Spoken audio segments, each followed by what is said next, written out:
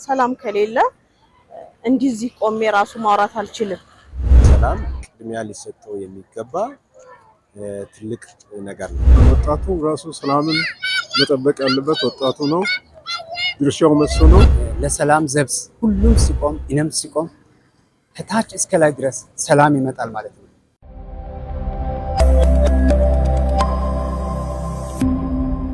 ሰላም ያው ከቤት ይጀምራል። ሰላምን ለማስከበር ህብረተሰቡ ትልቅ ሚና መጫወት አለበት። መጀመሪያ ከቤተሰብ ጀምሮ ሰላምን መስበክ መቻል አለብን ሁላችንም። ሲቀጥል ደግሞ በተለይ የሃይማኖት ተቋማት ትልቅ ሚና አላቸው። ይሄንን ስለ ሰላም ለህብረተሰቡ ግንዛቤ መፍጠር መቻል አለባቸው። ወጣቱ ጋም ስለ ሰላም ከመጠበቅ አንፃር ሁሉም መረባረብ መቻል አለበት። ወጣቶች እንደ ፈጣሪ ሐሳብ እንደ እግዚአብሔር ሐሳብ የእግዚአብሔርን ቃል ሰምተው አባቶች የቀድሞ የእግዚአብሔርን ሐሳብ ለወጣቱ ለማስረጽ ቀንና ሌሊት መስራት አለባቸው። ቀንና ሌሊት ሰርተው ወጣቱን ወደ መንግስት የሚለው የእግዚአብሔር ሐሳብ ምንድነው? በምድር ላይ ምንድነው?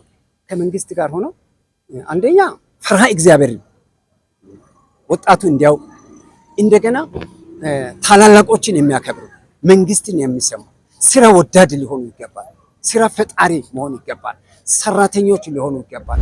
ሰው ሁሉ አካባቢው የቤቱም ሁሉም በዙሪያ ያለው ሁሉ ሰላም ሁሉ ማስጠበቅ አለበት። ሰላምን ስለፈለክና ሰላም ዋጋው ውድ ስለሆነ እንዲሁ አይጠበቅም። ሰላምን ትጠብቀዋለህ፣ ራስህ የሚኖረው ዜጋው ይጠብቀዋል። ሰላምን የመጠበቅ አንዳንድ ሰው እንደሚለው የመንግስትን ድርሻ ብቻ አይደለም። ሰላም የመጠበቅ ሆሊስቲክ ነው፣ የሁሉም ሰው ድርሻ ነው። ሰላም ኖሮ ነው ተማሪ ወጥቶ የሚማረው። ሰላም ኖሮ ነው ሁላችንም የትም ቦታ ልንንቀሳቀስ የምንችለው። ሰላም ከሌለ በቃ ምንም አይነት የህይወት ጉዞ ይኖራል ብዬ አላስብም እና ትልቅ መሰረቱ ዋናው ሰላም ነው። ለዚህ ሰላም ደግሞ ሁሉም የመንግስት አካልም ይሁን መንግስታዊ ያልሆነም ሁሉም መረባረብ መቻል አለበት። ኢትዮጵያ ካላት የህዝብ ቁጥር ከ70% በላይ ካላት 130 እና ፕላስ ሚሊዮን ህዝብ ከ70% በላይ ህዝብ የወጣት ክፍል ነው። የወጣት ለዚች ሀገር ሀብት ነው። ወጣቱ ሀብትም ሊሆን የሚችለው ሰላሙን አስጠብቆ ሰላማዊ ሀገር ስትኖር ነው። ሰላማዊ ሀገር ከሌለ የሚመጣ ማንኛውንም አለመግባባት፣ ግጭት የሚጠቀመው ወጣቱ ነው። እቺ ሀገር ወጣት ማለት የነገ ተስፋ ነው። ወጣቱ ቢኖር እቺ ሀገር ሊኖራት የሚችሏቸውን ማንኛውንም ተስፋ ሊቋደስ የሚችለው ወጣቱ ነው።